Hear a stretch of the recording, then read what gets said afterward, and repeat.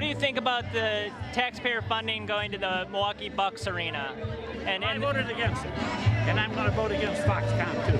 I think that the state does not need to spend $3 billion on something that's as risky as Foxconn. And I think that it's more than a risk. It's an out-and-out gamble. It's a giveaway from the state of Wisconsin. I think it's something that Walker wants to put in so they can claim that he's actually produced jobs. There's no jobs produced yet. And I think it's not only risky, I think that it doesn't make sense. Why should the state have to pay $3 billion to get a company coming here? We got a lot better use for $3 billion than we give away to Foxconn.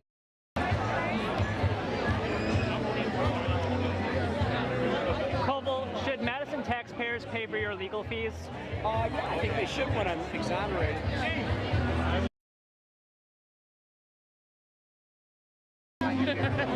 What do you think about this F-35 project possibly being brought to Madison, and the fact that eminent domain might have to be used to expand the base? Happy Labor Day, Miles. Good to see ya. Okay.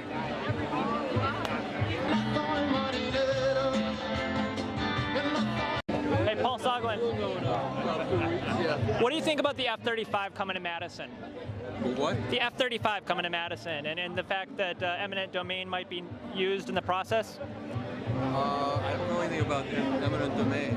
Well, the fact that they want to bring the F-35 to Madison, Wisconsin, and that eminent domain would have to be used to expand the military base. I didn't know that. Are you sure of that?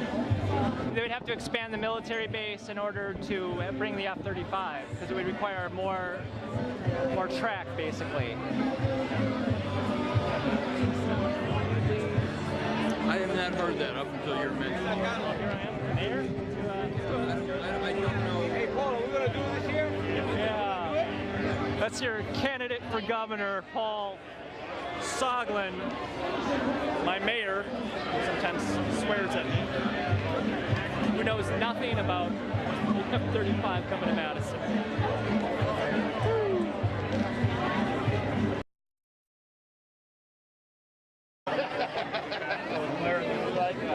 Back to Eau Claire this evening and then back here in Madison tomorrow. As if you were elected governor, would you push to legalize marijuana like we've seen in states like Colorado?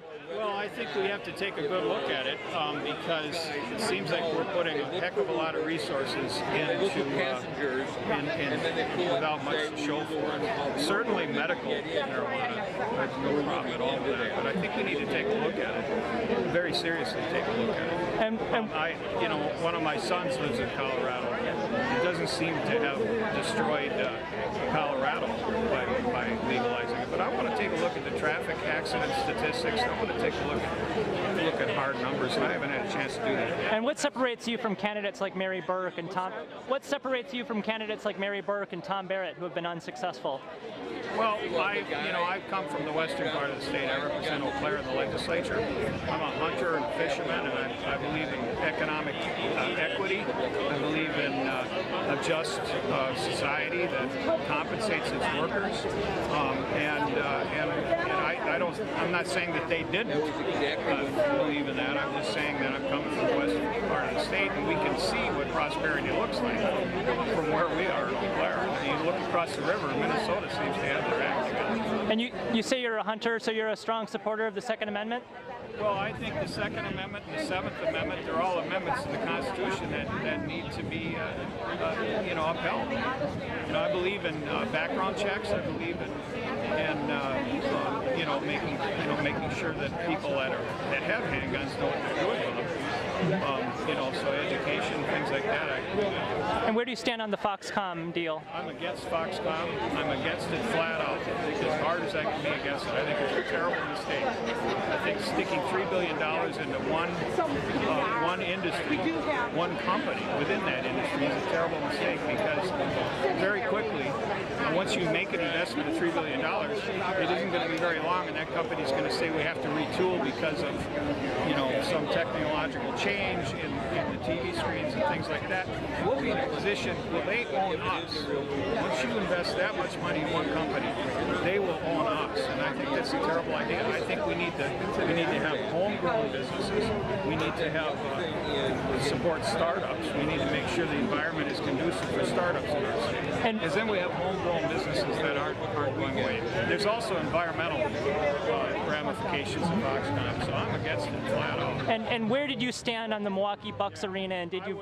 I supported the Milwaukee Bucks arena, and I did that because public-private partnerships make a lot of sense. In Eau Claire, we have the Confluence Center, which has taken our downtown with public-private partnerships. Eau Claire's downtown is, I don't know if you've been there recently, but it's a new downtown.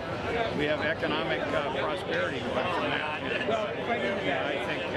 I think in the Milwaukee Bucks, it was a no-brainer in terms of legislating. So get more money for the tax revenue per year by having the Bucks here than not. Plus, there's a tremendous infrastructure. But what about the fact that that money came from the University of Wisconsin? It didn't. It did not come from the university. In fact, there was more money for our education by supporting the Bucks. Our tax revenues statewide went up by having the Milwaukee Bucks now. So we cut hundreds of millions of dollars from the University of Wisconsin system? Separate issue. I'm against these cuts, and I think you know it. If you know anything about my record, I was the ranking Democrat on colleges and universities. I have fought the cuts that Walker had from K through 12, from technical colleges and universities. We want new industry. We should be investing in our universities. That's where it's not just new jobs; it's entire new industry. So you don't see a connection between cutting $300 million from the UW system and putting $250 million into the Bucks arena in the same month? Well, it wasn't part of the budget. It was a different bill.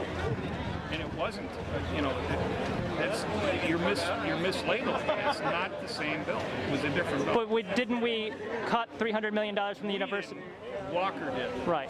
But you did put that money into the Bucks arena. No, there's a difference between the budget and regular legislation. So you're conflating the two. It's not the same. But thank you. I didn't catch your name. I'm Tony Evers, and I'm State Superintendent of Public Instruction, and I'm running for Governor of the state of Wisconsin. The reason I'm running is because I think it's absolutely important to invest in our people in the state of Wisconsin.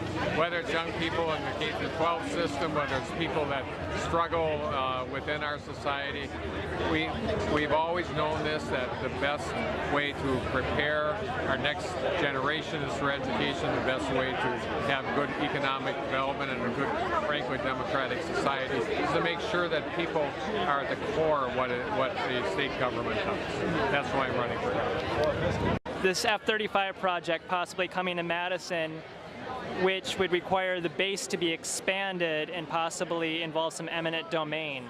What are your thoughts on this F-35 project? So I don't know all the details of that, what you're talking about at this point. I know that we could be losing what we currently have at Truax, and if the F-35 does come, that would make sure we don't have a loss of jobs in the area on that front. What that exactly looks like, I'm not sure yet, because I believe we're still potentially a year off from a decision. That we're in the final 5 or 6, but I don't know if we have a whole lot more details yet. Okay, one more question. We still have troops in Iraq and Afghanistan, and Donald Trump is now president. What are your thoughts on this situation? Yeah, that's one of the areas I guess I worry about the most, especially that 4:30 in the morning tweet that sets some other leader off and you can't put the genie back in the bottle. Part of what we have had a dividend of was when Barack Obama started bringing troops home, and now if we put more troops back in Afghanistan and we try to take this role that isn't maybe our best role, leading in every single skirmish across the United States, it could have some very negative effects. So it's one of the areas I'm most concerned about, and we're trying to get Congress to do a new authorization for war, because we think that we have to be involved. That's what the Constitution says, and everyone's been using it very loosely for a long time. Oh, one more question. I'm sorry, one more. This is going to be the difficult one. What do you think about Greens and Libertarians being allowed into debates? I think it depends on who's putting on the debate. I can't tell private folks what to do or anyone else. I think the more candidates you have and the more parties and the more primaries for that matter, it gives people lots of options to take a look at. So I think it's going to be up to whoever the vetting entities are, but yeah, I understand the question of viability. I once ran against a guy from the anti-Masonic mind control conspiracy party. They probably don't need status, but maybe people who, parties that get votes should, and I think that's one of the questions they got to figure out.